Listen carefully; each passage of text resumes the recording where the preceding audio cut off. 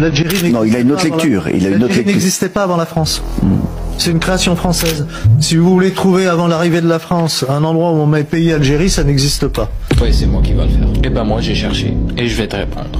Alors, explique-nous, c'est quoi ce document qui date du 17 septembre 1801. C'est un traité de paix entre la régence d'Alger et la France. Et on lit sur ce document. La France demande que l'Algérie lui restitue les biens qu'elle a perdus en guerre face à l'Algérie. Et on a une deuxième demande où la France demande que l'Algérie ou Alger arrête de vendre les Français en esclaves en Algérie. Les extrêmes et ceux qui veulent minimiser l'Algérie, je vous vois venir. Oui, mais c'était l'Empire ottoman. Viens, on rentre à l'Élysée et on ouvre le PC des archives et on voit les correspondances qui datent de 1642 à 1792. Correspondance des consuls français à Alger. C'est diplomatique et c'est officiel à 100%. La page 5, 1792. Recommandation pour ne plus appeler les Algériens libyens, Algériens par Algérois. De ne plus les appeler pirates. Les Algériens ne peuvent être rangés dans cette case odieuse. 2. Les navires français transportent les Algériens. Transportent qui? Les Algériens. Ou pour faire le pèlerinage. Mais pourquoi faire?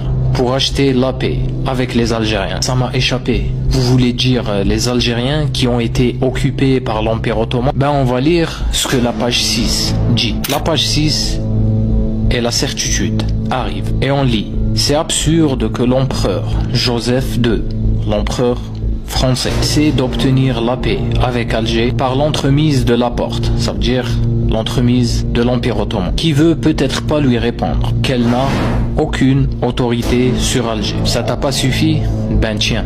Et il rajoute, la régence jouit de toute indépendance depuis 240 ans. Et il rajoute aussi, la paix avec l'Empire ottoman et la paix avec la régence d'Alger, c'est deux choses très différentes. Et cette correspondance date du 13 septembre 1790. Et il a dit quoi? Alger jouit de toute indépendance depuis 240 ans. 1786 moins 240, je te laisse faire les calculs. Je savais que t'étais nul en maths. Ça nous donne 1546. Et si tu te demandes d'où viennent ces documents, ça, c'est le site officiel. Et si t'aimes pas tout ce qui est digital, c'est le centre de Nantes pour la documentation des archives, le dossier 230. Et c'est bon, vous ne pouvez plus faire douter les Algériens de leur identité ou leur histoire. Déjà, rien que 1954 à 62, c'est une histoire glorieuse qui nous suffit largement. Tahiyya al-Jazair.